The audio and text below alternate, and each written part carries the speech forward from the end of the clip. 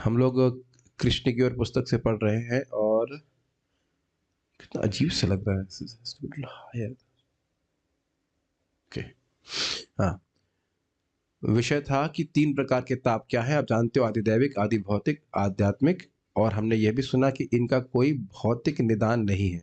आदि दैविक कष्ट थे जो देवताओं के द्वारा दिए जाते हैं, जैसे कि जाड़ा इत्यादि, या और भी बहुत सारे कष्ट हैं। एल नीनो, कटरीना, क्या क्या नाम उसका रखा गया है। नाम चाहे कैसे भी रख दो, काम तो वही करेगा, वो भूचाल। एक थोड़ा सा बात सोचिए। लेट्स सी, आप लोग ने हैंड रेस कीजिएगा अगर आपने कभी अर्थक्वेक एक्सपीरियंस किया है। Okay, that's good.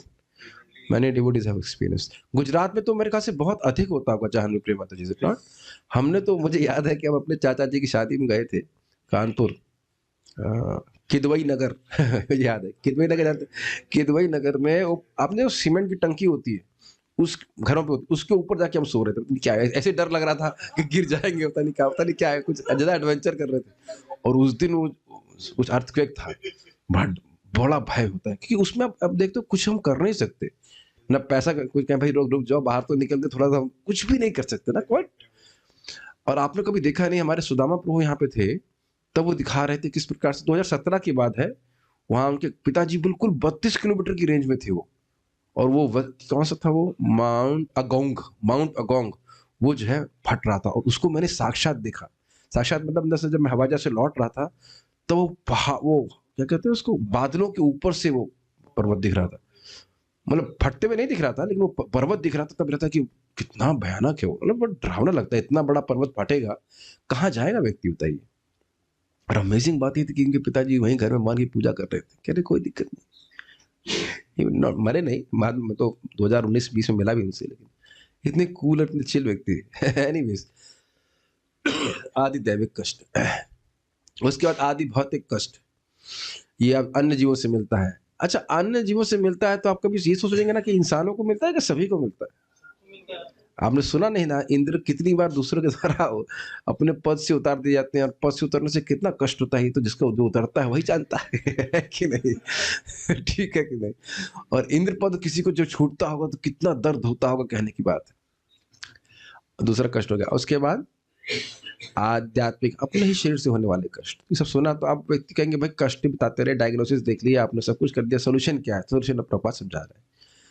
सोल्यूशन ये है, भगवान के चरणों में शरण ग्रहण करना।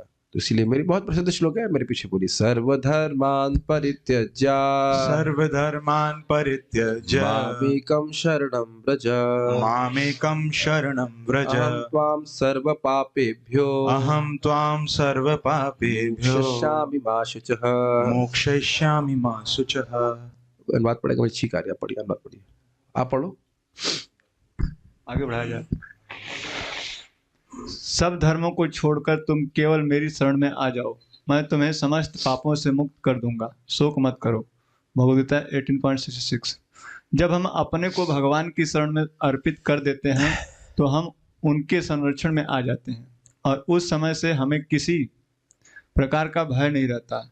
जब बालक अपने माता पिता की सुरक्षा में होते हैं तो वे निर्भय होते हैं, क्योंकि वे जानते हैं कि उनके माता पिता उन्हें कोई हानि नहीं पहुंचने देंगे।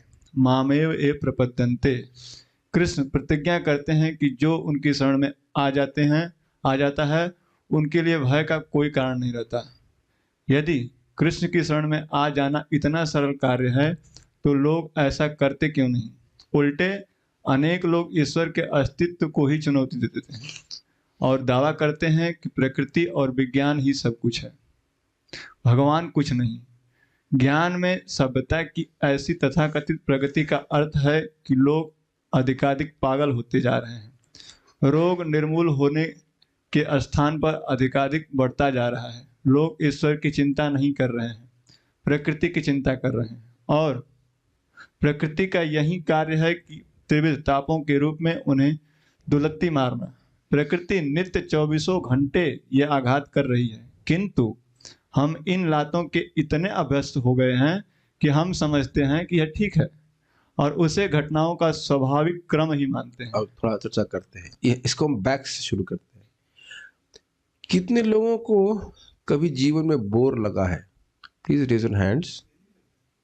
बोर, अभी भी बोर लगता है? Okay, define what is boring. बताइए, माइक में बताइए, बोरिंग का मतलब क्या होता बोरिंग मीन्स आप उस सिचुएशन से बाहर निकलना चाहते हैं, वो स्थिति आपको अच्छी नहीं लग रही है। है? क्लियर नहीं है बोरिंग का। करंट सिचुएशन अच्छी लग रही है, ये सब सिम्टम्स हैं। और बताइए, कुछ क्या कुछ करने के लिए नहीं है? आपके पास कोई प्रॉब्लम सॉल्व नहीं करने के लिए है। That is called boredom. कभी सोचा इस तरह से? हम अब समस्याओं के इतने अभ्यस्त हो गए हैं, किसी दिन कोई समस्या नहीं होती तो ये भी एक समस्या है।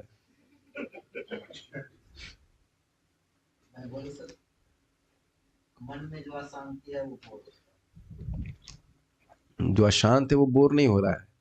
बोर्डम इस वजह से है कि कुछ करने के लिए नहीं। ही तो बोल रहे हैं ना आप, कुछ करने के लिए नहीं। समस्या से बोर नहीं होता है। समस्या से बोर नहीं होता है। समस्या जब होती तो उसे जूझने का प्रयास करता है। अब थोड़ा विचार कीजिए तो समझ में आएगी बात। बोर तब होता है जब कोई कुछ समय के लिए हमारे पास कोई समस्या ना हो। आप सोचिए, हमारे मन में शायद ये भी भय कि वैकुंठ जाएंगे तो कोई समस्या नहीं रहेगी, क्या करेंगे? खाना भी नहीं बनाना है। अभी मैं महाराज के चर्चा सुन रहा था, स्वर्ग में भी मैं सोच रहा था, अरे खाना भी नहीं बनाना पड़ता, कुछ भी नहीं है, ऐसा कैसे हो सकता है? How can we live a life without any anxiety? We have become so much accustomed to anxiety. दुख कितने अभ्यस्त हो गए कि दुख के बिना व्यक्ति काम नहीं कर पाता। मैं अब बोलूंगा, मैं एक सच्चे एग्जाम्पल दे रहा हूँ। हम जानते हैं कि व्यक्ति को काफी धनवान है, उनकी पत्नी को डिप्रेशन हो रहा है। क्यों? कुछ काम नहीं करने के लिए। तो अब वो 10-10 12 घंटे काम कर रही है, अब वो बहुत सुखी है। अब जो है चित्त जो है स्वस्थ हो गया। मैं ज्यादा बताऊंगा तो सबको, जो लोग जानते तो जानते ही हैं।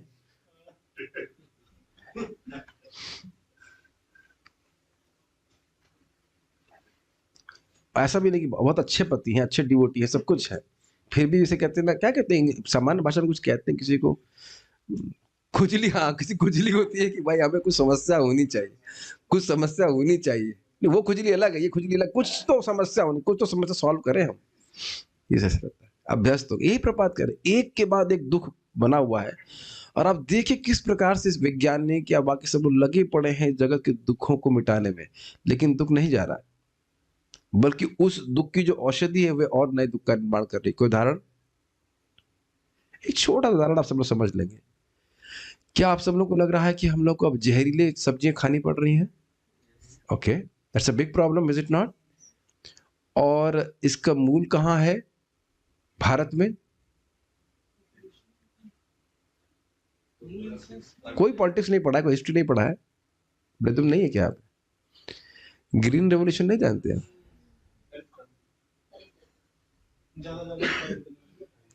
तो वहां सोचा उन्होंने कि हम फर्टिलाइजर लगा लगा के खूब उगा लेंगे। अब देखो क्या हो रहा है स्थिति, है ना? हर व्यक्ति को, वो मुझे बता रहे हैं, आलू के खेत में जब वो केमिकल डालते हैं, वो खुद ही बेहोश हो जाता है फार्मर। मुझे मैं तो गिर जाता है, इसलिए वो दूसरों को दे देते हैं, भाई तू पैसा ले ले तो डाल दे। लेकिन हम देखिए, जो व्यक्ति खुद ही बेहोश हो जा रहा है, तो हमको नशा नशा रहता है, और वो हमको खाने को जा रहा है हमारे पेट में। तो ये एक एग्जाम्पल है। एक सॉल्यूशन करने चक्कर में है, लेकिन प्रकृति के पास नए नए अस्त्र है, नए नए अस्त्र है। तो एक बात तो ये है। और 3 तापों से कष्ट मिल रहा है, ये तो बड़ा स्पष्ट है, प्रकृति दे रही है, जिसका सोल्यूशन नहीं है। अब आगे एक और बात यहाँ पे प्रभुपाद कह रहे हैं जो बहुत अच्छी थी। वैसे तो इस श्लोक को थोड़ा सा समझना पड़ेगा, मैं थोड़ा सा हिंट करूंगा, तो बहुत विस्तार है श्लोक का। सर्वधर्मान परित्याग, मतलब देखिए, तुम बहुत यहाँ एग्जैक्ट अगर बोला जाए, जो अर्जुन के केस में था, वो बहुत सारे धर्म मतलब कर्तव्य मान रहे थे कि तुम, मेरा ये कर्तव्य है, मेरा वो कर्तव्य, और ये कर्तव्य नहीं करूंगा तो मेरा दुर्गति होगी। यही धर्म का मूल। उस प्रकार से हम धर्म करते हैं, ये करूंगा तो लाभ होगा और ये नहीं करूंगा तो मेरे को नुकसान होगा, ये तो सोचते हैं। तो कह रहे ये भावना छोड़ करके ये करूंगा वो करूंगा, तुम सबको छोड़ करके मेरी शरण में आओ और मेरी ही शरण में आओ, अर्थात जो मुझे प्रसन्न करने वाला है वो करो।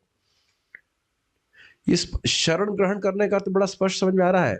वही पुराने बैक ट्रैक में चले जाइए, बच्चा अपने पिता से दूर है, अब घर आकर के क्या पिताजी को चाकू मारेगा? घर में आकर के रहने का क्या अर्थ होता है बताइए? शरण का मतलब ये नहीं कि आप दास आपको कोई स्लेव बना दे रहा है, लेकिन पिताजी जैसे कह रहे हैं वैसे करिए। और कोई पिताजी औरंगजेब तो है नहीं। इस पे ये बहुत सिंपल बात लगती है। सच्चिदानंद महाराज इस बात को बोल रहे थे, What fears we have to take shelter of Krishna? Ask yourself. Krishna की शरण ग्रहण करने में आपको क्या भय है? और प्रभुपाद जी कहते हैं बड़ा विनोद में, नाई तुम्हारे दाढ़ी बनाता है, कभी बनाता है कि नहीं? और यहाँ पे आप लोगों को तो नहीं बनाता, माता जी लोग की दाढ़ी नहीं होती, लेकिन गर्दन पे चक्कू चला रहा है, बताओ। और वो चक्कू बहुत तीव्र होता है, जरा सा भी गर्दन यहाँ पे नस काट दे मर जाएगा आदमी। तो वहां तो पूरा विश्वास है। और मैं आपको सही बता रहा हूँ, हमारा नाई जो है ना, उसके हाथ हिलती भी है। What an amazing level of surrender, is it not? हमारा जो मंदिर का नाई है, कुछ प्रॉब्लम हो गई है, और मैंने कहा क्या हमेशा तुम्हारे हाथ हिलते हैं? कहते नहीं प्रभु जी, अन्यों के संग तो नहीं हिलते, आप ही की जब शेव करता हूँ तभी हिलते। हमने कहा भाई, मैंने कहा कृष्ण का स्मरण करके ना हजामत बनवा लेते हैं। सही में मजाक निकले, नहीं बोला, वाकई बोला। मैंने कहा तेरे इतना हाथ मेरे संग, मतलब सभी के संग हिलते नहीं, आपके संग, आप जब आपकी हजामत बनाते तभी। कुछ भी कारण रहा हो, लेकिन है ना। कहीं ना कहीं हो सकता है कि ये डर इस बात पे आधारित हो कि जैसे हमने जगत में लोगों की शरण ली है, या तो उनका सामर्थ्य समाप्त हो गया या उन्होंने हमको धोखा दिया है। तो क्या कृष्ण का संग भी ऐसा हो सकता है? यही तो, इसीलिए तो भगवान कह रहे हैं शोक मत करो। Are you able to understand? Very deep statement है ना। इस जगत में हम शरण लेते हैं। कल हमें बता रहे थे तनिष्क प्रभु, वो सब बातें हम क्लास में नहीं बता सकते। How people are cheating their wives, their husbands and all that. I mean it's very shocking for me. And ये काफी अच्छे हैं, ये क्लास दे सकते हैं। उस क्लास में मैं नहीं आऊंगा क्योंकि वो क्लास कल तुमने सुना दिया, मैं shocked how people are cheating each other. तो जैसे इस जगत में बार बार हम लोग धोखे खाए हैं, उसी तरह लग रहा है क्या कृष्ण भी हमको रिजेक्ट कर देंगे? हमने मालूम उनकी शरण ली तो क्या हमको रक्षा कर पाएंगे? यही डर से तो व्यक्ति नहीं शरण ले रहा है। तो इसीलिए भगवान कह रहे हैं, और मानो कोई कहे कि भगवान मैं तो बहुत पापी हूँ, एग्जॉस्ट को बंद कर दी, काइंड ऑफ डिस्ट्रैक्टिंग। मैं बहुत पापी रहा हूँ, कैसे आपकी शरण में आते? तो कह रहे अहम तो हम सर्व पापी भी हो। अब तुम जो भी पाप सोच लो, मैं सब पाप को ध्वस्त कर दूंगा। अच्छा, उस पर भी कहे मान लो मेरी बहन भी शरण लेने आए, तो वो भी बड़ी पापनी है, और मेरी मम्मी भी आए, और मेरे पापा भी आए, और मेरे पूरा वो कुनबा आ जाए, तो उनके भी पापों को। अच्छा, मान लीजिए मेरा पूरा गांव आ गया, तो है ना, उनके भी पाप को, और पूरा समाज, और पूरा देश, और पूरा जगत, पूरा ब्रह्मांड, सारे ब्रह्मांड। अब समझ में आ रहा है भगवान का सामर्थ्य असीमित है। मुझे राधारमण, परम पूज्य राधारमण महाराज की बड़ी अच्छी लगती है। एक कृष्ण नाम, इसे पता नहीं पब्लिक में बोलना चाहिए कि नहीं। कोई व्यक्ति एक बार क्या बोले कृष्ण, और जगत के सारे लोग मिल करके रच रच करके, जैसे लौक से पिस्तान का गोल बना जाता है, गोल गोल करके आप पाप बनाया जाए। कहां से आइए उर्दू एग्जाम्पल्स कैसे आ रहे हैं? एनीहाउ, ये तो यथा जैसा अन्न खाएंगे वैसे मन हो जाए, ठीक है। तो उस प्रकार से घोट घोट के बनाए, फिर भी उसको स्वाहा कर देगा। तो विश्वास अगर इस प्रकार से है तो बिल्कुल आराम से भगवान की शरण जाएगा। एकदम क्लियर समझ लीजिए, शरण जाने का मतलब जो कृष्ण को अच्छा लगता है वह करना, और शरण में न जाने का मतलब जो कृष्ण को नहीं अच्छा लगता है वो करना। बस एक दिन सीधे समझ लीजिए। बाकी बाकी तो आगे की बात है। भक्ति क्या है? अनुकूल जो है उसको ग्रहण करना, जो प्रतिकूल से रिजेक्ट करना। भक्ति से भगवान प्रसन्न होते हैं, है कि नहीं? क्या ये बात समझ में आ रही है? बहुत सिंपल है। मोक्षयिष्यामि, मैं सारे पापों से मुक्त कर दूंगा। अब यहाँ पर इसको क्यों कोट की है? सारे पापों से मुक्त कर दूंगा मतलब सारे तापों से मुक्त कर दूंगा। समझ में आ रहा है क्यों? क्योंकि पिटाई कौन कर रहा है? जल्दी से बताइए। माया आंटी। माया आंटी पिटाई क्यों कर रही है? क्योंकि पापा ने आज्ञा दी है। अब इसको, लड़की को थोड़ा ठीक कर दो। हमारे पार्थ प्रभु बता रहे थे कि उनके पिताजी जब उनको स्कूल भेजे तो इनके टीचर को खुद ही बोले कि ऐसा करिएगा, मतलब इतना मारिएगा कि हड्डी हड्डी रह जाए बाकी। खुद ही बोल रहे हैं, खुद ही बता रहे थे, कह रहे थे मारने में कोई कसर मत रखिएगा, हड्डी बच जाए बस। कहने का मतलब था कि खूब जम के तोड़ाई करिए ताकि सीख जाए। तो आप कहेंगे भगवान कृष्ण बड़े क्रूवल है। क्रूवल नहीं है, जैसे पार्थ प्रभु के पिताजी भी कोई क्रूर थे न थे, लेकिन जान रहे हैं कि लड़का को अगर थोड़ा सा मतलब पिटाई नहीं किया जाएगा तो नहीं मानेगा। हमारे नो पार्थ प्रभु का क्या स्टेटस रहा था पढ़ाई का हमको नहीं पता, लेकिन ये समझ लीजिएगा, ये आप लोग देखते हैं ट्यूशन मास्टर को कौन फीस देता है? पिताजी ही देते हैं, और जान रहे कि हमसे नहीं पढ़ेगा। जनरली बच्चे पिताजी से नहीं पढ़ते ना। ट्यूशन मास्टर आता है, थोड़ा कान उमेटता है, तब व्यक्ति हाँ पढ़ता है। तो हम बद्धजीव इसी प्रकार के नालायक बच्चे हैं जो भगवान की बात सीधे नहीं सुनेंगे। तो फिर ठीक है, दुर्गा जी के रहो, और पिटती रहेगी अपने त्रिशूल से ऐसे करके। और प्रभुपाद जी बड़ा सुंदर तरह से कहते हैं भगवान कि हम लोग कितने इनोसेंट है, माया हमको पीटती है, फिर जब हम माया से दूर जाने का प्रयास करते हैं कि तो तुम दूर क्यों जा रहे हो, आओ मेरे पास आओ, मैं फिर तुम्हारे मुंह पे लात मारूंगी। Amazing is it not? बेवकूफ नहीं कहा जाएगा उसको। कोई व्यक्ति मुंह पे लात मार रहा है, कहते अरे बहुत लात मार रही, बहुत कष्ट, चलो अब जाते हैं यहाँ से। नहीं नहीं, कहाँ जा रहे हो, इधर आओ इधर आओ इधर आओ। फिर मुंह पे लात मारे, फिर जा रहे हैं हम लोग करके, नहीं कहाँ जा रहे, इधर आओ इधर आओ, फिर जूते मार। अब परम पूज्य राधा कुंज महाराज तो और इस पे कठोर बोलते हैं कि भाई जैसे मानो किसी को लोहे का जूता जिसमें कील लगी हो वो पहन करके कोई व्यक्ति उसके मर्म स्थान पे मारे, आंख पे मारे, कान पे मारे, कितना कष्ट होगा। आपने देखा है नाक पे कोई ऐसी गलती से भी भूसा मार दे, कितना कष्ट होता है। हाँ दिमाग कैसे कहते झन्ना जाता है। ये हमारा दिमाग आज तक झन्नाया नहीं, माया इतना पीट रही है, कितना दुख भोग रहा है व्यक्ति, फिर भी सोच रहा है कि दुख समाप्त हो जाएगा। मैं बक्से में मजाक कर रहा था सुबह, हमने कहा कि बीमार थे, कोई बात नहीं शादी के बाद ठीक हो जाएगा।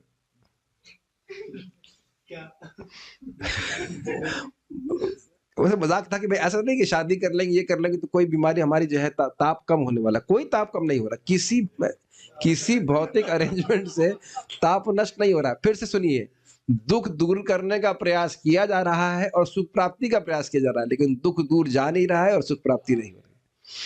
ये बहुत सुंदर बात लगती है। 3 ताप के बाद चौथा ताप और आ जाएगा। ठीक है, अब इस पे जो अगली बात प्रभुपाद जी ने कही ये बड़ी सुंदर है, इसको अपने जीवन में अनुभव कीजिएगा। बहुत इजी एग्जांपल है। आप सभी लोगों ने देखा होगा कि माता जी लोग, मैं कई बार उदाहरण दिया, बड़ा विनोदपूर्ण उदाहरण है, बच्चे को ऐसे टांग करके हाथ में और विशेष स्कूटी पे या बाइक पे बैठी रहती है, प्रभु जी पिताजी चलाते रहते हैं। आप सब लोग इस हिस्ट्री में गए हैं कि नहीं? क्यों माता जी बच्चों को प्रभु जी लेके जा रहे हैं, आप पीछे टांग के चल रही। अब कहो कि बेटा अभी फिर टांग लेती हूँ तेरे को, ना ना ना। और वहां देखो बच्चा कभी सो रहा होता है, कभी खिलखिला रहा होता है ना, हाथ ऐसे बहुत मस्ती करते हुए देखेंगे बच्चे। पर बच्चे आराम से सो भी जाते हैं, और कभी कभी तब देखेंगे वो हवा में झूल रहे होते हैं। नहीं गर्दन नहीं, बच्चा ही लटक रहा होता है। आप देखे नहीं ऐसा? फिर भी बच्चा निर्भय है क्योंकि माँ का शरण अनुभव कर रहा है, यद्यपि माँ असीमित रूप से समर्थ नहीं है। और फिर दूसरा उदाहरण प्रभुपाद देते हैं, आप बड़ा स्पष्ट जानते हैं, बच्चा, छोटा बच्चा रोड क्रॉस कर रहा है, देखा है कि नहीं? पिता का हाथ पकड़ा है तो बड़ी, सब लोग कर चुके हैं इस बात को, तो बड़े मतलब निर्भयता से पार करता है। अब पिता का हाथ ना हो तो घबरा जाएगा। एक और उदाहरण समझ लीजिए, बच्चे को पिता उछालता है, ये तो बहुत अच्छा एग्जाम्पल है, लेकिन बच्चा खुश हो रहा है, जानता है कि वापस हमारे पिताजी कैच कर लेंगे, ऐसे नहीं उछाल करके फेंक देंगे नीचे, हट जाएगी जब मर जाके। ऐसा नहीं है। That is something very nice. तो ये इंटेलेक्चुअल की बात नहीं है, इंटेलेक्चुअली तो हमें ग्रहण करना है। जैसे जैसे भक्ति करेंगे देखेंगे जीवन में भगवान हमारी रक्षा कर रहे हैं, ये वास्तविक बात है। जितना बड़ा कष्ट आना होता है भगवान बहुत कम करके देते हैं, उसमें भी तो हम परेशान हो जाते हैं। सो लाइक दिस, तो इस प्रकार से व्यक्ति निर्भय होता जाता है। What a wonderful thing. और आप देख रहे हैं कि एक बहुत गंभीर बात आप देख सकते हैं हिरण्यकशिपु और प्रहलाद का। हिरण्यकशिपु के पास सारा सामर्थ्य था, ठीक है, और सारा धन था, सब कुछ था। प्रहलाद जी के पास कुछ भी नहीं था, फिर भी हिरण्यकशिपु को प्रहलाद से डर लग रहा था। ये बताया ना आपको बात? 5 साल का अहिंसक बच्चे से एक अत्यंत हिंसक और सबसे अधिक शक्तिशाली दैत्य को डर लग रहा था। जानते हैं ना, दैत्य एकदम डर लग रहा था कि ये मर नहीं रहा है और मैं इसको खूब मारने का प्रयास कर रहा हूं। समझ रहे हैं? अब ये बड़ा होगा तो जरूर मुझको मार डालेगा, यद्यपि वह ब्रह्मा जी से भी नेक्स्ट टू इम्पॉसिबल मृत्यु का वरदान ले चुका था। तो अब आप क्या सीख रहे हैं इससे? इससे एक बहुत बड़ी शिक्षा प्राप्त हो रही है कि मटेरियल अरेंजमेंट चाहे कुछ भी हो जाए, हम निर्भयता को प्राप्त नहीं हो सकते। Fear will always be there. बहुत अच्छी अच्छी बातें यहाँ पे हम सीख रहे हैं। और जो व्यक्ति भगवान के शरणागत होता है उसको प्रकृति ताप नहीं देती है। एक्चुअली ये फैक्ट है। और ये मेरे शब्द नहीं है।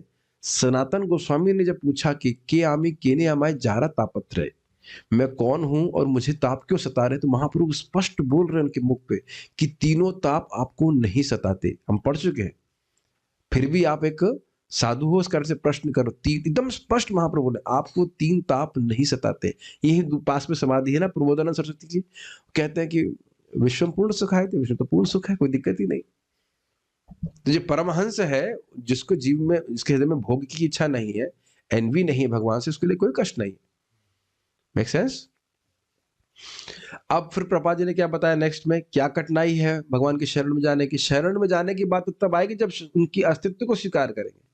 तो ये देख रहे हैं। अच्छा, अब इसमें अस्तित्व को चुनौती कौन दे रहा है, जरा बताएंगे आप? प्रभुपाद जी ने क्या बोला, कौन चुनौती दे रहा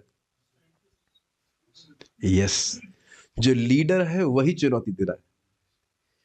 आप देखेंगे कि सामान्य मनुष्य में ये भावना नहीं होती है कि भगवान नहीं है। सामान्य मनुष्य ऐसा कभी नहीं करता है। सामान्य मनुष्य जो सुनता है लीडर से वही ग्रहण कर लेता है। लीडर जानबूझ करके भगवान का विरोध कर रहे हैं। और अब आप सोच लीजिए, लीडर तो पिटेगा और लीडर के जो भी चेले हैं वह भी इसी प्रकार से दुख को प्राप्त होंगे। अंधा यथान दे रुपनीय माना। एक बहुत महत्वपूर्ण बात है कि इसका इस्कॉन का एक विशेष प्रयोजन है कि लोगों को भगवान के बारे में प्रमाणिक रूप से सुनने का मौका मिले, ताकि वह कम से कम स्वतंत्र रूप से सोचने की क्षमता को डेवलप कर सके। और आप देख रहे होंगे किस प्रकार की कुछ कुछ क्षमता हमारे अंदर विकसित हो रही है ना? कितने लोग को उम्मीद है अभी भी कि भारत का कोई पॉलिटिशियन आपको सुखी कर देगा? भारतीय जनता पार्टी या समाजवादी पार्टी या any party, Congress party, Congress तो इंग्लिश नाम बोलना, एनीवेज, ईमानदारी से बोलेगा, मैं जूम पे भी देख लेता हूं, किसी को ऐसा है कोई समर्थक नहीं है। That is very good realisation. आप जानते होंगे सब लोग इसको, अगर आप लोग बहुत छोटे हो, लेकिन ऑलमोस्ट आप देखे होंगे कि जब हम भक्ति में नहीं थे तो ये हम लोगों को आशा रहती थी कि ये पार्टी अब आ जाएगी तो हमारे जीवन की समस्याएं कुछ कम हो जाएंगी। I think many devotees have have step. नहीं, काफी बड़े लोग भी दिख रहे हैं मुझे कि कोई हैंड भी रेज नहीं कर रहा है। अच्छा, सब चुपचाप बैठे हुए। नहीं, सभी लोग, आप नहीं तो आप डिस्कशन होता था, बहुत डिस्कशन होता है, ये सब व्यक्ति आ जाएंगे और हर व्यक्ति हमको निराश करके चला जाता है कि सोल्यूशन किसी के पास नहीं है, वो खुद ही इसको दुख भोग रहा है। ठीक है, ओके। तो ये पागलपन की बात है। अच्छा, अब ये प्रभुपाद जी क्यों कह रहे हैं कि ईश्वर को ना मानना पागलपन है, ये बता दीजिए छोटा सा इजी से। अब ये तो आप लोग बता सकते हो, ईश्वर नहीं है ये बात कहना पागलपन है, ये क्यों पागलपन है? अरे कोई उत्तर नहीं दे रहा, माइक में बता। तीनों ताप सता रहे हैं। एक बात तो यह है कि कोई कहे कि मेरे पिता नहीं है तो पागलपन है, ठीक है, लेकिन पिता तो ठीक है, ईश्वर नहीं है ये पागलपन है। माइक पे बताना, आप लोग सब लोग सीखे नहीं है, आप लोग माइक पे बैठे नहीं है क्या? हाँ, सब लोग सुने। उस चीज का ज्ञान ही नहीं है कि ज्ञान ना होने का अलग चीज है, यहाँ पर बात कर रहे हैं पागलपन है। What is it? इसमें ये क्या डिफिकल्टी इसका उत्तर देने में? बस सिंपल सी बात है, आप जगह जगह कंट्रोल देख रहे हैं और आप कह रहे हो कंट्रोलर नहीं है। वो कंट्रोलर कौन है आगे की बात है, लेकिन है ना कंट्रोल देख रहे हैं, सिंपल सी बात है।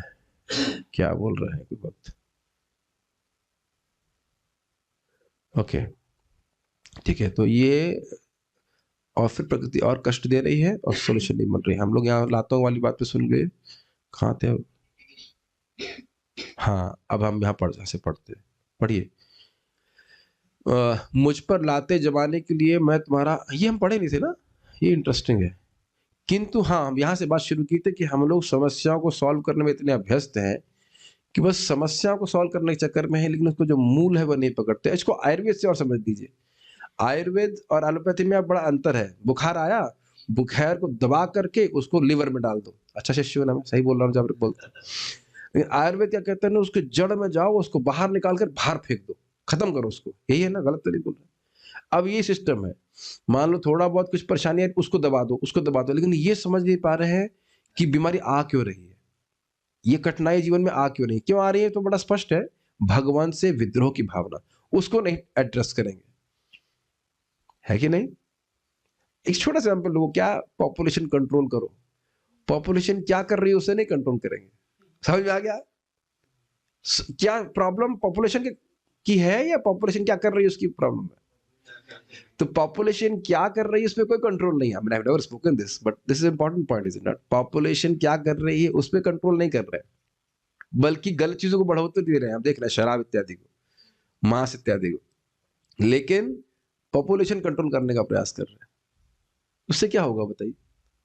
अब प्रभुपाद जी बड़ा मजेदार कहते जैसे तुम लोग मरने को नहीं रोक सकते, ऐसे ही तुम जन्म भी नहीं रोक सकते। नहीं रोक पा रहे ना, कितना प्रयास किया, कोई रोक पाया नहीं, पॉपुलेशन बढ़ रही है।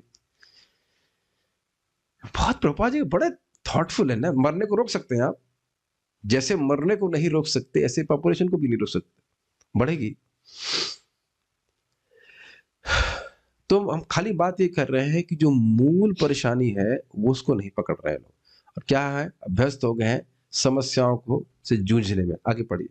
हम अपनी, किंतु हम इन लातों के इतने, एक मिनट होल्ड करिए, क्या आपने कभी शब्द सुना है ये, हाँ तो ये बुखार तो सबको आता है, बीमारी तो सबके लिए है। यही प्रपात कह रहे हैं कि इन घटनाओं को का स्वाभाविक क्रम ही मानते हैं, दुख भोगते रहना ये नेचुरल मानते हैं। कितना पागलपन है बताइए। और एक और बात जरा ध्यान से देखिएगा, कोई भी एडवर्टाइजमेंट, ध्यान से सुनिएगा, अगर उसमें दुख का निर्मूलन करने का हिंट है तो लोग उसको जरूर खरीदते हैं। Have you notice that? ये दवा खाइए आपके दांत एकदम चमक जाएंगे, व्हाटएवर, ये प्रोटीन पाउडर लीजिए आप बहुत मजबूत हो जाएंगे, something something something, is it not? क्या कारण है? क्योंकि दुख में पड़े हुए हैं, इसलिए दुख निवृत्ति में कोई भी विज्ञापन होगा वो तुरंत आकर्षित करता है। इस बाबा से बात करिए, क्या बोलते हैं वो, कॉमन ऐसे एडवर्टाइजमेंट देते वो, सम्मोहन मंत्र, खोई हुई पत्नी फिर वापस करे, खोया हुआ प्यार वापस ले, क्या कहता छुपा रहता है। गलत तो नहीं बोल रहे। तो अब लोगों को ये सब दुख लगता है कि पत्नी खो गई या बच्चा खो गया, ऐसा पढ़े नहीं आप लोग, तुरंत आकर्षित हो जाते हैं, हड्डी जुड़वाइए, ये करवाइए, कुछ ना कुछ। तो तीनों तापों की कोई ना कोई कठिनाई तो है ही, उसका विज्ञापन हर जगह चल रहा है, चाहे वो आध्यात्मिक रूप से हो चाहे भौतिक रूप से। मेरी सारी बात समझ में आ रही है? उसके प्रति व्यक्ति तुरंत आकर्षित हो जाता है। आजकल तो अस्पताल का भी विज्ञापन जगह जगह लगा है, क्या कैंसर है, घबराइए मत, हमारे पास आई, देखा नैतिक जगह जगह लगा। जहां जहां दुख निवृत्ति का विज्ञापन है, और प्राय सभी जगह है, तो वहां बड़ी आकर्षित है। और हमने शुरू भी किए थे, सब जगह सुख का विज्ञापन है लेकिन सुख कहीं नहीं है। See how powerful Prabhupada books are. तो अब क्या हो रहा है, आगे देखिए, पढ़िए। किंतु हम इन लातों के इतने अभ्यस्त हो गए हैं कि हम समझते हैं कि यह ठीक है यह ठीक है, और उसे घटनाओं का स्वाभाविक क्रम ही मानते हैं। हम अपनी शिक्षा पर बहुत गर्व करते हैं, किंतु हम भौतिक प्रकृति से कहते हैं, मुझ पर लाते जमाने के लिए मैं तुम्हारा बहुत कृतज्ञ हूँ, कृपया इसे जारी रखो। अब आप ये सोचिए कि अगर आपने सामने किसी व्यक्ति को ऐसे देखा जिसको कोई व्यक्ति जूते से मार रहा है लेफ्ट एंड राइट, और आपने कभी देखा है, आपको याद होगा बचपन में कि आप माँ पिटाई करती है, ट्रीटमेंट 3rd डिग्री ट्रीटमेंट दे देती है माता जी लोग, तो आप गाल बचाएंगे तो पीठ पे मारेंगे। गलत तो नहीं कह रहे, सब लोग तो एक्सपीरियंस्ड है, रियलाइज डिवोटीज। और उसके बाद दुर्गा जी की सब ट्रेनिंग लेके आई ना, हाँ, तो उसके बाद आप पीठ बचाएंगे तो फिर चाटा पड़ेगा लेफ्ट वाले पे, इधर बचाएंगे तो सर पे पड़ेगा। माता जी लोग खूब एक्सपर्ट है, दुर्गा जी से ट्रेनिंग लेके आए लगता है। तो उसी तरह से आप एक दुख बंद करेंगे तो दूसरा शुरू हो जाता है, दूसरा बंद करेंगे तीसरा होता है। कभी जीवन में आप देखें ये बात, देखिएगा उसको कि एक दुख निवृत्त करते हैं, फिर सोचते हैं अब हो गया, अब सांस लेते हैं, अब कोई दिक्कत नहीं आई, और तब तक दूसरा शुरू हो जाता है। यही कह रहे हैं कि उससे समझौता करेंगे, पिटते रहेंगे, इधर मार रही थी चलिए इधर मार लीजिए ऐसे करके, लेकिन व्यक्ति उससे बाहर निकलने का नहीं प्रयास करता। ठीक है, पढ़िए। इस प्रकार भ्रांत होकर हम सोचते हैं कि हमने इस भौतिक प्रकृति को भी जीत लिया है, किंतु ऐसा क्यों है? प्रकृति अब भी हम पर जन्म, मृत्यु, जरा और व्याधि के आघात कर रही है। क्या किसी ने इन समस्याओं को सुलझाया है? तो बताइए, हमने ज्ञान और सभ्यता में क्या प्रगति की है? ये समझ में आया? जितना एक गांव का अनपढ़ किसान जन्म और मृत्यु, जरा, व्याधि के चक्र में है, उतना ही यहाँ का नोबल लॉरेट भी है। ये प्रभुपाद जी कह रहे हैं। व्हाट ऐसे कहते हैं ना, hitting the nail on the head. तुम बहुत ज्ञान की प्रगति किए हो ना, तुम मृत्यु से मुक्त हो, तो क्या प्रगति करी? बहुत अच्छी घटना हुई थी मेरे ऑफिस में, एक्स ऑफिस में। पूरा एक कुनबा आया था, फ्रॉम नाती टू नानी। तो मैंने पूछा नानी को, नानी ये बताएं कि कैसे मृत्यु से मुक्त होंगे। मैंने कहा उनकी बेटी को पूछा, अच्छा आपको जरूर पता होगा कि कैसे मृत्यु से मुक्त होंगे। पति को पूछा, नहीं पता। उनकी छोटी बच्चे को पूछा, नहीं पता। तो हमने कहा एजुकेशन किसकी हुई? जब नाती से लेकर नानी तक 3 जनरेशन हो गए ना मोटी मोटी, किसी को ये नहीं पता कि मृत्यु से कैसे मुक्त होंगे, तुम्हारी एजुकेशन क्या हुई फिर? और ध्यान दीजिएगा, मैं कई बार बोल चुका हूं, शिक्षा वही शिक्षा है जिसके द्वारा व्यक्ति शिक्षित हो कि वह जन्म मृत्यु के चक्र से बाहर कैसे निकले। अदरवाइज वही बात, जूते खाने के लिए फिर से हम आ जाएंगे अगले जन्म में फिर से। Not a good idea. मैं कंटेक्स्ट में बोल देना चाहता हूं, जब विश्वामित्र जी भगवान श्री राम को लेने के लिए दशरथ जी के पास गए, तो दशरथ जी ये नहीं पूछे हाउ आर यू, वो पूछे कि जन्म मृत्यु के चक्र पे आपका विजय का प्रयास कैसे चल रहा है। ये सब it's a very serious matter. और इसके लिए केवल मानव जीवन है। सुन तो हम कई बार चुके हैं, नहीं इसको इस एंगल से देखेंगे तो अच्छा लगेगा, है ना? चाहे व्यक्ति किसी अपनी डिग्री पे कितना भी गर्व कर ले, लेकिन हम जान रहे हैं कि जितनी भी हमने डिग्रियां अभी ग्रहण करी हैं, उनमें से एक भी हमको समर्थ नहीं बनाती कि हम मृत्यु के चंगुल से मुक्त हो सके। सी ओके, इसीलिए प्रपात कह रहे, क्या हमने ज्ञान और सभ्यता में प्रगति करी? कुछ भी नहीं किया। नेक्स्ट, हम भौतिक प्रकृति के कठोर नियमों की छोटा सा एग्जाम्पल देखो, बताऊंगा। हमारे गुरु भाई हैं, उद्धव कीर्तिपुर ऑस्ट्रेलिया में रहते थे। हमने कहा कि वहां कभी कोई सोच सकते हैं कि $500 दैट मीन्स $10 में कोई कपड़ा पहन सकता है? कहते हैं प्रभु जी $10 का तो वहां पे वो मोजा भी नहीं आता। इतना मेहनत करने की क्या जरूरत? हुआ क्या? मरोगे तो तुम वही मोजा पहन के ना, चाहे $50 का पहनो, चाहे तुम $5,000 का सूट पहनो, है कि नहीं? और उसके बाद घसीट घसीट के नरक में लेके जाएगा, ये तो कोई सोच ही नहीं रहा है। Very very dangerous society. पढ़िए। किंतु अब भी हम सोचते हैं कि फिर से इस लाइन को पढ़िए, हम भौतिक प्रकृति के कठोर नियमों के अधीन हैं, किंतु अब भी हम सोचते हैं कि हमने इसे जीत लिया है। यही माया कहलाती है। इसको थोड़ा समझाने का प्रयास कीजिए। भौतिक प्रकृति के कठोर नियमों के अधीन, इसका अर्थ क्या है? यस, प्रभु नेचर के जो लॉज हैं, जो हमें 3 प्रकार के तापों से दुखी कर रहे हैं, प्लस जन्म मृत्यु जरा व्याधि जो हमें भुगतना पड़ता है। कठोर का मतलब क्या है? Harsh, hard. उर्दू में क्या बोलेंगे उसको? अरे भाई एक्सप्लेन कीजिए। मतलब जो कष्ट दे रहा है हमको। कठोर का एक आप कह सकते हैं, एक और अर्थ है कोल्ड, निर्मम। हाँ, निर्मम। यस। अब ऐसा नहीं कि बच्चा ऊपर से कूद जाएगा, कह रही बच्चा तो नहीं जानता, उसकी भी हड्डियां टूटेंगी, खून आएगा, मर भी जाएगा, सर भी फट सकता है। कोई बेदर्द, बेरहम, उर्दू भी आ गई, क्रूर, नृशंस। नहीं हम उर्दू बोलेंगे, ठीक है। व्हाट एन अमेजिंग थिंग ना।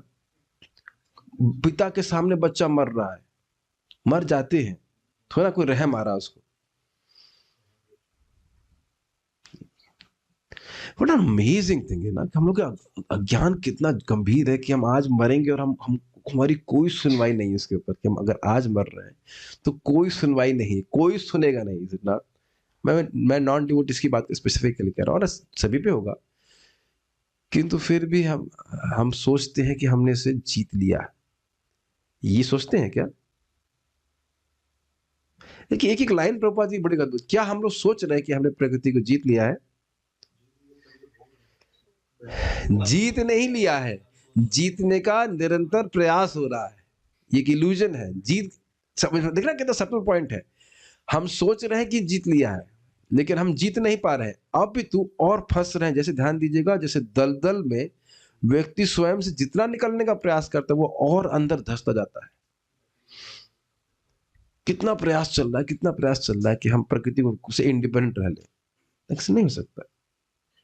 ओके, थोड़ा और पढ़िए, मेरे पास 10 मिनट है। इस शरीर के पिता के शरणागत होने में कुछ कठिनाइयां हो भी सकती हैं, क्योंकि उनका ज्ञान और शक्ति सीमित है, किंतु कृष्ण साधारण पिता के समान नहीं है। बहुत अच्छी लाइन है। हमारे पिता हमारा भला चाहते हैं कि नहीं? हमारा भला जानते हैं कि नहीं? Very good.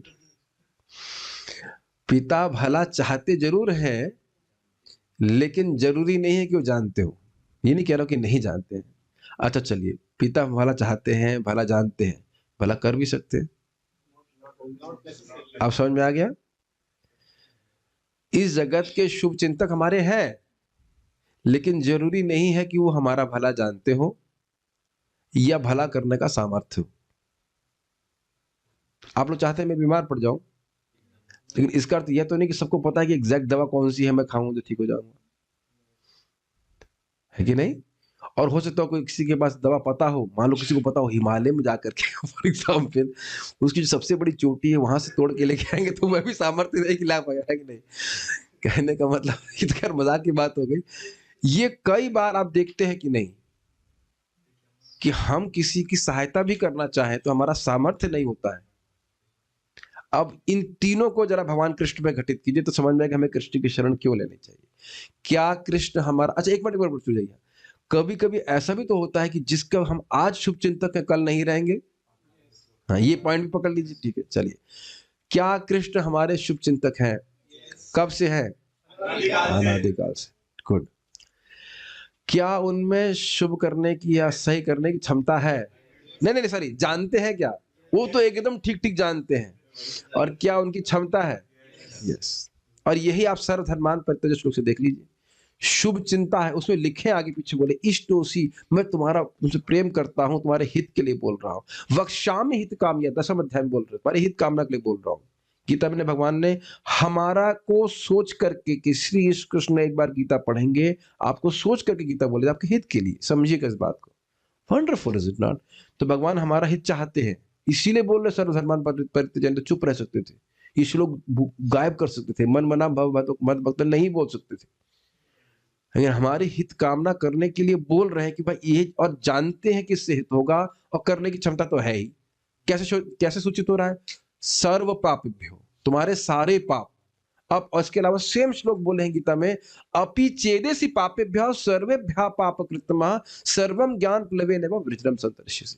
तुम अगर आत्मा के इस ज्ञान को भगवान के बारे में समझ लेते हो, तुमने चाहे सारे पाप क्यों ना किए हो, किसी भी तरह के पाप क्यों ना किए हो, तुम सबसे पार हो जाओगे। Very amazing, very powerful, is it not?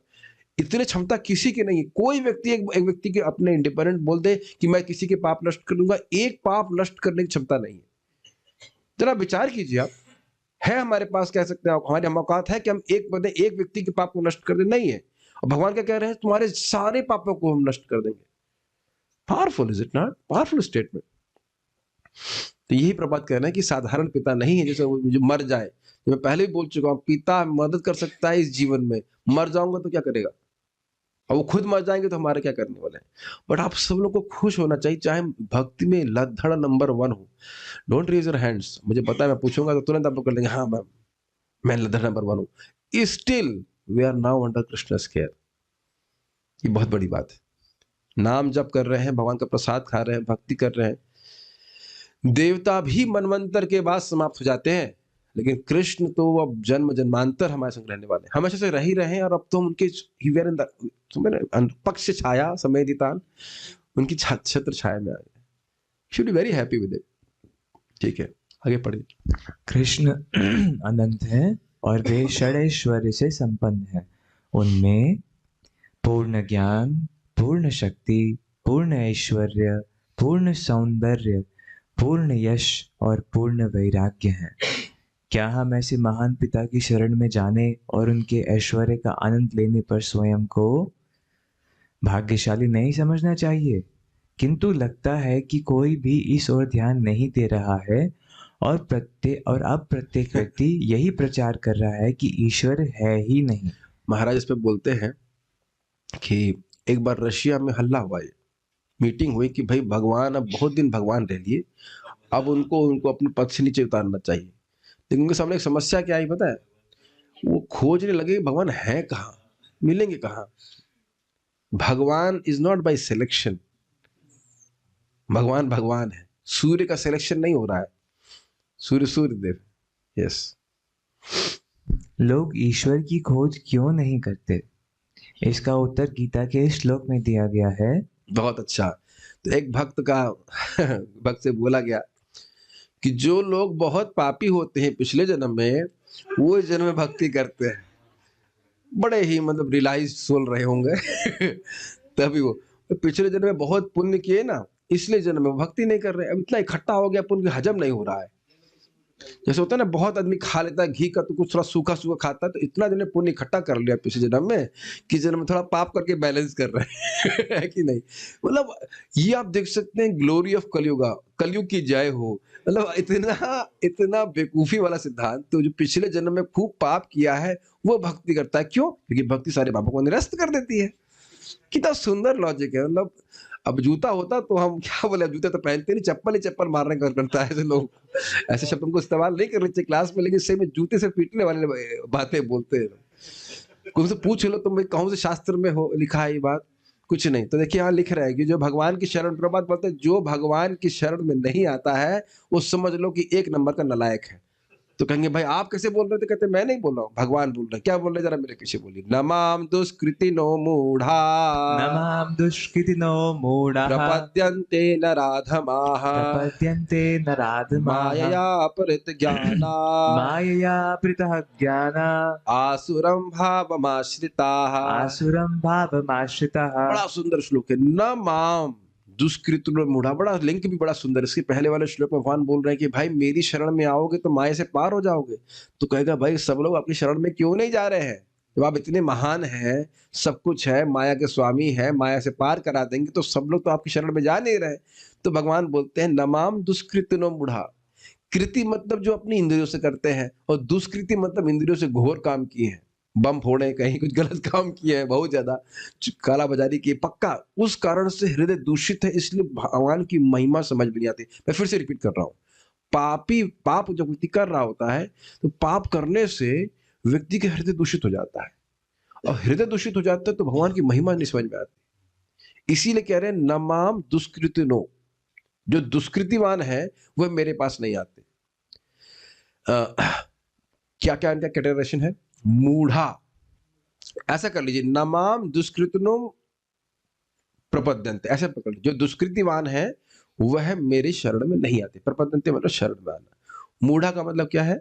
मूर्ख। वहां उदाहरण दिया है उसका था ना, गधे का एग्जाम्पल दिया था। गधा को घास मिल जाएगी जंगल में, लेकिन थोड़ी सूखी घास के लिए वो सारे कपड़े ढोएगा जिसमें से वो एक भी नहीं पहन सकता।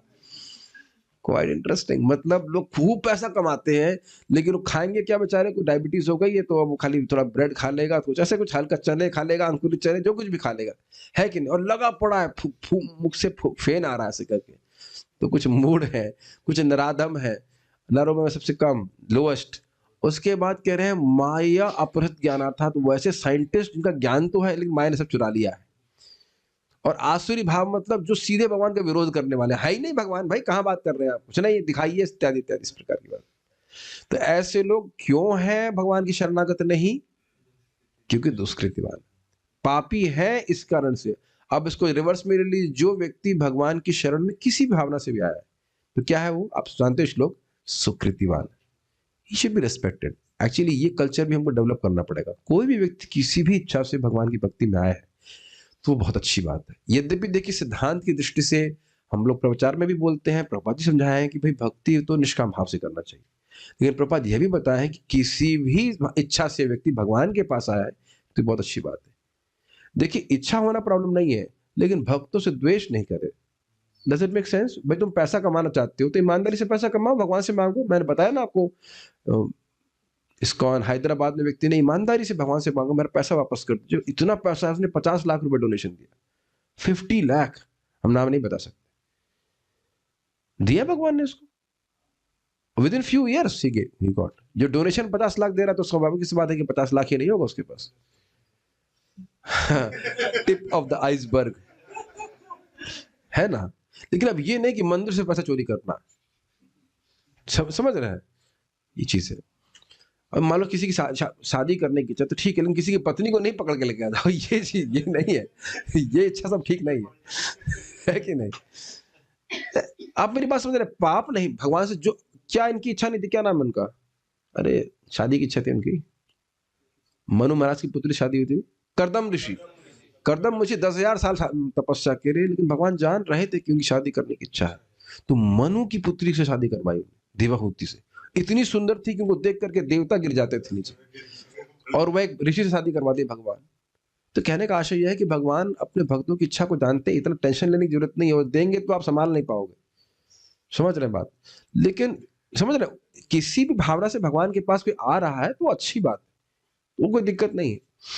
लेकिन जो आ ही नहीं रहा है, प्रभात बोलते जो भगवान को मानता ही नहीं वो तो बहुत खराब व्यक्ति, ऐसे बोलते प्रभात है ना, भगवान को मानता ही नहीं अरे मैं रोटी मांगने के लिए बार तो भी ठीक है, बिल्कुल ही नहीं मान रहा तो दुष्कृतिवान है। तो इसको पढ़िए, इसको पढ़ के फिर रुकेंगे। हाँ, जो निपट मूर्ख हैं, जो मनुष्यों में अधम है, इतने प्रेम से, जो निपट मूर्ख हैं, हाँ ऐसे बोला, जो मनुष्यों में अधम है, यस, जिनका ज्ञान माया द्वारा हर लिया गया है, तथा जो असुरों की नास्तिक प्रकृति को धारण किए हुए हैं, ऐसे दुष्ट मेरी शरण नहीं ग्रहण करते। हाँ, कुछ भगवान की भावना में, 25। भगवान की भावना में मिला करके बोल रहा है, ऐसा नहीं जो दुष्ट ऐसे तो ना, प्रेम कर रहा है, ठीक है। हाँ आगे पढ़िए। इस प्रकार मूढ़ लोगों की श्रेणी विभाजन किया गया है। दुष्कृति व्यक्ति सदैव शास्त्राज्ञा के विपरीत आचरण करता है।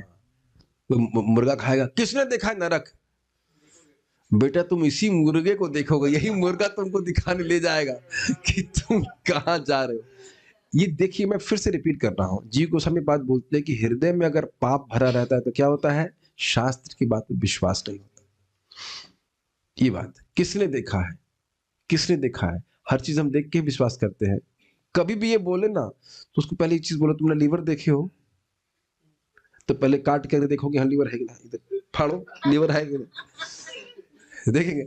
अच्छा उनको वो तो भेजा देखे हो अपना, फाड़ के देखोगे, तो दूसरों का हो सकता है आपके दिमाग में कुछ और भरा हो, वैसे तो स्वाभाविक सी बात है दिमाग में गोबर भरा है लेकिन कोई सोचेगा इस तरह से है, ऐसे तो कोई नहीं बोलता। और चलिए वो छोड़ दीजिए, नाक के अग्रभाग को देखे हो, ट्राई कीजिए, नहीं देख सकते। आंख की पलक, इसको देखे हो, ये क्या कहते हैं इसको, पलक नहीं पलक कहते हैं इसको, आईलिड्स, इसको देखे हैं। आप दूसरा व्यक्ति देख रहा है, शीशे में देख रहे हो, खुद तो नहीं देख पा रहे हो ना, है कि नहीं, तो देखे क्या हो तुम बताओ। अच्छा एक और बड़ा उदाहरण रोचक, कहीं लिखा है 4 खतरा, खोपड़ी विद डेंजर, 440 वोल्ट, कहेंगे किसने देखा है, छू के देखेंगे, तो वहां तो हम सब सुन के मान लेते हैं कि नहीं मान लेते, सुन के ही तो बात मानते हैं ना बहुत। तो ये सब बेवकूफी की बात है। वो बेसिकली क्या है, वो खाली इंद्रियों की सुनना चाहता है, इसलिए वो कहता रहता है कि मैं नहीं देखूंगा, मैंने किसने देखा किसने देखा। थोड़ा सा और पढ़ी फिर रुकिए। वर्तमान सभ्यता का एकमात्र कार्य बस शास्त्र नियमों को भंग करना है। परिभाषा के अनुसार सुकृति वह है जो शास्त्र नियमों को भंग नहीं करता। दुष्कृति दुष्ट कार्य करने वाला और सुकृति गुणवान मनुष्य में अंतर करने के लिए कुछ मापदंड होना चाहिए। वो क्या मापदंड है उसको हम कल सुनेंगे, ऑलरेडी 11 o'clock। कोई कमेंट्स है क्या, क्वेश्चन है। एक भक्त ने पूछा है कि ट्रांसमिग्रेशन होता है, is population really an issue if we were all just transmigrating. इस प्रश्न को मैं पूरा तो नहीं समझ पा रहा हूँ, लेकिन पता नहीं क्या कहना चाहते हैं। लेकिन देखिए, population is a very big issue. वर्ण संकर के बारे में तो अर्जुन भी बोल रहे थे। आप जानते हो ना, छोटा सा उदाहरण से आप समझ जाएंगे कि यदि आप भगवान को दीपदान करते हैं कार्तिक में, तो आपके सारे पूर्वजों का उद्धार हो जाता है। उद्धार मतलब वो मुक्त हो जाते हैं जन्म मृत्यु के चक्र से। इट इज सो पावरफुल, ठीक। और यदि मैं पाप कर रहा हूं तो वहां भी तो कोई ना कहीं कनेक्शन है कि नहीं, डजंट मेक सेंस। पतंते नरके नहीं, वो तो आगे आ रहा है। प्रथम अध्याय में भगवान बोल रहे हैं कि गीत अर्जुन बोल रहे हैं कि वह भी जो उसके पिंडदान भी नहीं करते और जो पाप करते आगे वह पूर्वजों को भी गिराते हैं। जो व्यक्ति एकादशी का पालन नहीं करता है वह अपने समेत पूर्वजों को भी गिराने का कार्य करता है। ये हम सब पढ़े हुए, कोई नई बात है ना। तो हम सब लोग लिंक्ड हैं। तो अगर आप भजन कर रहे हैं तो पूर्वज डांस कर रहे हैं ना, वाह। हमारा कोई भक्त, हमारा कोई जो मतलब क्या कहेंगे उसको, वंशज है, वो भक्ति कर रहा है, लेकिन अब नहीं कर रहा है तो क्या ये पैदा क्यों हुआ? यही एक्चुअली ये लेमेंट की पैदा क्यों हुआ, हमारे वंश में क्यों पैदा हुआ? Like that. Let me finish. तो इसलिए पॉपुलेशन क्या कर रही है इसका बहुत बहुत महत्व है। कोई महत्व नहीं है, लोग गाय काट रहे हैं, कोई महत्व नहीं है। बताइए, एक गाय पालन कर रहे हैं, गाय काट रहे हैं, बहुत महत्व है। और क्या क्या परिवार के लोग, और क्या बोल रहे हैं, क्या इन 4 टाइप्स के लोगों को कन्वर्ट नहीं किया जा सकता है? प्रश्न है कि क्या ये पापी लोगों को कन्वर्ट नहीं किया सकता? किया जा सकता है, और उसके लिए भी भक्त लोग लगे रहते हैं, प्रसाद वितरण करने में लगे रहते हैं। अब सारे लोग सुकृतिवान थोड़े ना हो जाएंगे, खिचड़ी खाना किसको अच्छा नहीं लगता? तो वहां कुछ सुकृत बन जाती है, या कीर्तन उच्चारण हो रहा है, कहाँ कहाँ तो भक्त लोग कीर्तन करते हैं। आप देखिए इंद्रद्युम्न महाराज की वीडियोस, कहाँ कहाँ वो लोग कीर्तन, मतलब दया ही है महाराज की और भक्तों की बीच में, और कहाँ कहाँ किसके किसके बीच में पता नहीं। ये तो अद्भुत कृपा ही है भाई, स्पेशली एम्पावर्ड बाय नित्यानंद प्रभु। कहाँ कहाँ कीर्तन करते हो, किसी तरह वो लोग को सुनाई पड़ जाए। एक वीडियो भेजा भी गया था, बच्चे भक्त लोग मृदंग बजा रहे हैं, बोलते हैं गौरांगा बोलिए, गौरांगा, हे वेरी नाइस, गौरांगा गौरांगा गौरांगा, फिर उसके बाद आगे जाकर बोल रहे हैं, किसी तरह के मुख से गौरांग और नित्यानंद निकल जाए। तो भक्त लोग लगे रहते हैं। माया अप्रत ज्ञान, देखिए इसको आप वैसे तो पढ़ सकते हैं। माया अप्रत ज्ञान करते हैं कि ज्ञान तो बहुत है, जैसे मैंने आपको कई बार बताया, साइंटिस्ट को हमसे अधिक दिखाई पड़ता है जगत में डिजाइन,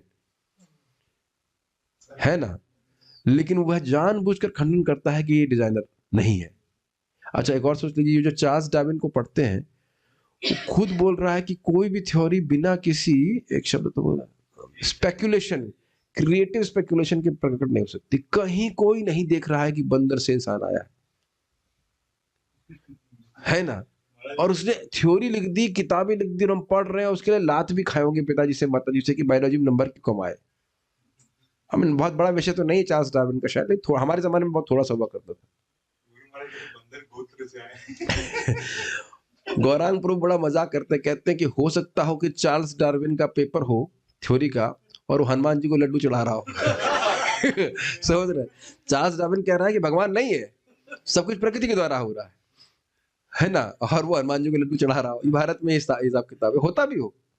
बड़ा अच्छा पॉइंट लगा। तो ये सब चीजें हैं कि ज्ञान तो बहुत है, या फिर जैसे भी ये लोग बोल रहे हैं कि चंद्रमा में कुछ नहीं है, यहाँ कुछ नहीं, वहां कुछ नहीं, केवल यही जीवन इत्यादि इत्यादि। तो ये सारी बातें दिखा रहा है कि ज्ञान तो बहुत है, लेकिन उस ज्ञान को माया ने हर लिया। मतलब असली जो ज्ञान है कि जन्म मृत्यु के चक्र से कैसे निकले, उधर कोई रिसर्च नहीं, और यहाँ पे ऐसा का इस प्रकार ज्ञान है, तो माया उनके ज्ञान को हर लेती। ज्ञान है, असली ज्ञान को हर लिया, और इस प्रकार ज्ञान को अनुशीलन में लगे हुए। Okay, no other questions, we shall stop. कुछ आप कहना चाह रहे थे Keshav Kapoor? Please give him the mic. Mic देंगे तो अच्छा रहेगा। कॉर्डलेस माइक है, बैठे रहिए, आ जाएगा। बैठे रहिए, बी कंफर्टेबल। यस प्रभु। हाँ, हरे कृष्ण भाई, जैसे बताया कि अगर हम गलत काम करते हैं तो पूर्वज को भी हम घसीट लेते हैं। हाँ, तो एक तरह कहा जाता है कि इसमें 2 क्वेश्चन है। एक तो कि पूर्वज ने अच्छे कर्म किए तो हम कैसे घसीटेंगे। दूसरा है कि एक बार समझ नहीं पाया, पूर्वज ने अच्छे कर्म किए हैं तो हम कैसे घसीटेंगे। हाँ, दूसरा है कि ये जो रिलेशनशिप है, ये तो टेम्परेरी है, तो पिछले पूर्वज से क्या लेंगे। जैसे इसी जन्म के लिए एक संसारिक जैसे ट्रेन में इकट्ठे हो जाते हैं, ऐसे होते हैं, तो हम पिछले पूर्वज को कैसे उद्धार करेंगे। फ्लूइड मैकेनिक्स के बारे में आपके क्या विचार है? हरे कृष्ण। समझ में आ गया उत्तर? कुछ पढ़े होंगे ना वहाँ की जो विस्कोसिटी जो लिक्विड्स की होती है, इसमें एक फ्रिक्शन विस्कोसिटी होती है, कोएफिशिएंट ऑफ फ्रिक्शन होता है। समझ में आ रहा है ना सब बात? सब समझ ले रहे हैं ना आप? वही बात मैं बोलूंगा परम पूज्य वृंदावन चंद्र महाराज की कि केशव सखा प्रभु कहे ऐसे पूछ रहे हैं जैसे मान लो बस यही बात समझ में नहीं आई और बाकी सब कुछ समझ लिए है। क्या समझते हैं हम लोग? जो शास्त्र में देखिए, उसको बंद कर दीजिए। अर्जुन तो बड़ा स्पष्ट रूप से आप देख रहे हैं ना कि जितने भी अर्जुन के पूर्वज थे वो सब अच्छे थे कि नहीं, बताइए। इसी का तो उनको भय था कि हमारे अच्छे अच्छे पूर्वज कहीं नीचे न गिर जाए। मैं अब गीता का श्लोक देखिए, प्रथम अध्याय में ये लिखा है, एकदम स्पष्ट लिखे है कि पूर्वज भी गिर जाते हैं। और ये तो हम लोग एकादशी महात्म्य में स्पष्ट पढ़े हैं कि जब एकादशी जो पालन नहीं करता वो खुद भी गिरता है और अपने वंशज पूर्वजों को भी गिराता है। ये है, आप कहिए, अब लिंक जोड़ते रहिए, लिंक है। ये भी तो सुने हैं कि किस पीढ़ी को उद्धार होता है, आपको लिंक नहीं जोड़ना है, लिंक देवता भगवान जोड़ते हैं, वो हम क्या चिंता करने की जरूरत है। ये तो स्पष्ट पढ़े ना, कार्तिक में केवल दीप दान करने से हमारा भी उद्धार होता है और पूर्वजों का उद्धार होता है। अब कौन से पूर्वज कहाँ के क्या क्या, आप ये नहीं देख रहे हैं कि भीम जब गए थे नीचे, जब उनको विष दे दिया गया था तो उनके नाना जी थे ना, तो नाना जी का मतलब क्या हुआ? नाना जी क्या इधर पैदा हुए थे? नाना जी तो वहां पे पैदा हुए थे ना अपने, पहले पृथ्वी में पैदा हुए होंगे ना, तब तो नाना बने। नाना कैसे होंगे? नाना का मतलब क्या, किसके नाना हो सकते हैं? नाना मतलब मम्मी के पापा, कुछ तो रिलेशन होगा। तो भाई नागरों से डायरेक्ट रिलेशनशिप तो नहीं होगा ना। और उसके बाद जब स्वर्ग में जब जाते हैं अर्जुन, तब भी तो वहां पे उनके सारे पूर्वजों को देखते हैं। रिलेशनशिप टेम्परेरी है। अब शाश्वत समय में देखेंगे तो थे ना, ब्रह्मा जी के पिछले जीवन से देखा जाएगा। इस जीवन में तो आसपास 100-200 साल, 500 साल, 1000 जो भी है वो है हमारे पूर्वज, ऐसा नहीं कि नहीं होता। क्या श्लोक है?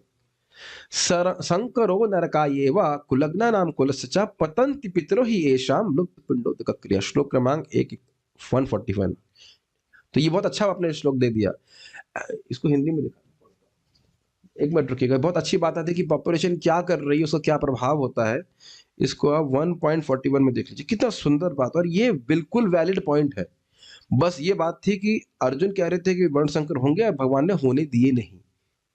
आप पढ़ चुके, युधिष्ठिर महाराज के राज्य में हुए नहीं, लेकिन आशंका बिल्कुल वैलिड थी। क्या वैलिड आशंका है? देखिए, अवांछित संतानों की वृद्धि से निश्चय ही परिवार के लिए तथा पारिवारिक परंपरा को विनष्ट करने वालों के लिए नारकीय जीवन उत्पन्न होता है।